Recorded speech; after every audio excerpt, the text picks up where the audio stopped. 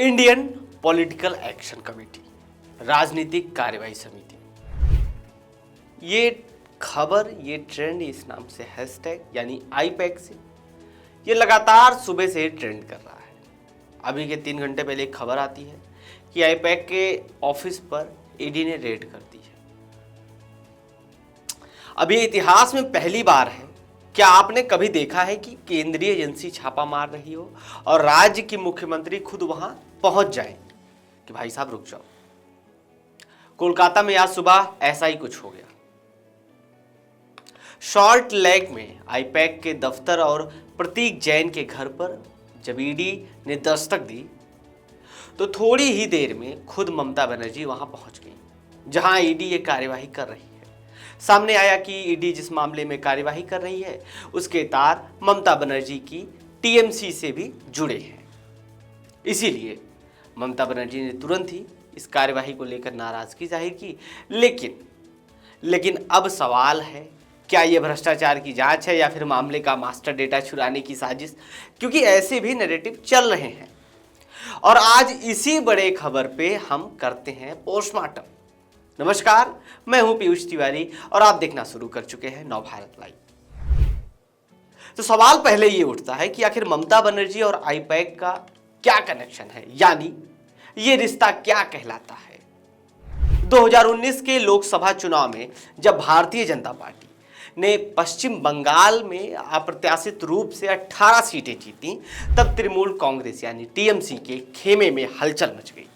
ममता बनर्जी और अभिषेक बनर्जी ने कोलकाता में प्रशांत किशोर से मुलाकात की और इसके तुरंत ही बाद में यह आधिकारिक हो गया कि प्रशांत किशोर और उनकी टीम यानी आईपैक 2021 के विधानसभा चुनाव के लिए टीएमसी की रणनीति तैयार करेगी। आईपैक ने टीएमसी की छवि सुधारने और जनता से जुड़ाव बढ़ाने के लिए कई बड़े अभियान लॉन्च कर दिए और इसका असर भी देखने को मिला कि 2021 का विधानसभा चुनाव जो था और उसको लेकर के एक ऐतिहासिक जीत हुई ममता की। तमाम केंद्रीय मंत्री वहां डेरा डालकर बैठे थे। उसके बावजूद भी ममता और प्रशांत किशोर की ये जो जोड़ी थी, ये साथ मिलकर एक ऐतिहासिक जीत जो है दर्ज करा दी। अब सवाल है दूसरा कि आईपैक पर ईडी का छापा क्यों हुआ? जब इसके कनेक्शन ममता बनर्जी या टीएमसी से जुड़े थे तो आईपैक बीच में कहां से आ गया? आपको बता दें कि परिवर्तन निर्देशालय यानी ईडी ने जब ये कोलकाता के सॉल्ट लेक स्थित आईपैक के दफ्तर और इसके प्रमुख प्रतीक जैन के घर पर छापेमारी की तो ममता बनर्जी की इसमें एंट्री होती है, क्योंकि अभी भी आईपैक इस चुनाव के लिए भी ममता बनर्जी के साथ काम कर रही है। और इस रेड में सबसे चौंकाने वाला मोड़ तब आया जब मुख्यमंत्री ममता बनर्जी खुद प्रतीक जैन के घर पर पहुंच गई कि भाई साहब रुक जाओ, ये हमारी पार्टी के लिए काम कर रहे हैं। और ममता बनर्जी फिर आरोप लगाती हैं कि ईडी उनकी पार्टी का डेटा और चुनावी रणनीति चुराने के लिए आई है। सूत्रों के अनुसार एक खबर आती है कि यह रेड कोयला तस्करी घोटाले यानी कोल स्मगलिंग केस की जांच से जुड़ी है, जिसमें टीएमसी के कई बड़े नेताओं के नाम पहले से भी आ चुके हैं। अब ये पूरा कनेक्शन आप समझ गए कि आईपैक ममता बनर्जी के लिए प्रचार प्रसार कर रही है और ममता बनर्जी उसके बदले में जो पैसे दिए आईपैक को वो ईडी जांच कर रही है कि हो सकता है कोल स्मगलिंग केस का पैसा हो जो आईपैक तक पहुंचा।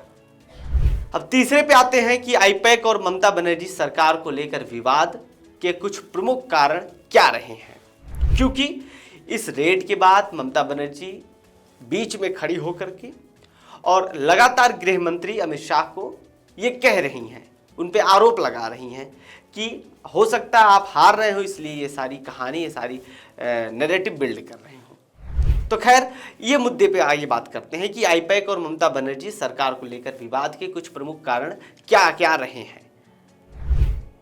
खैर, ममता बनर्जी के भतीजे और टीएमसी के महासचिव जिनका नाम है अभिषेक बनर्जी, वो आईपैक को बंगाल में लाए थे। जांच एजेंसियों का मानना है कि कंपनी के पास फंड्स और चुनावी लेन देन की अहम जानकारियां हो सकती हैं। वहीं कुछ पुराने टीएमसी नेता आईपैक के बढ़ते दखल से नाराज हो रहे हैं, क्योंकि टिकट बंटवारे और संगठन के फैसले में इस कंपनी की बड़ी भूमिका रहती है। ममता बनर्जी का कहना है कि केंद्र सरकार जांच एजेंसियों के जरिए उनकी पार्टी के आईटी डेटा, हार्ड डिस्क और कैंडिडेट लिस्ट को हथियाना चाहती है ताकि आगामी चुनाव में उन्हें नुकसान पहुंचाया जा सके।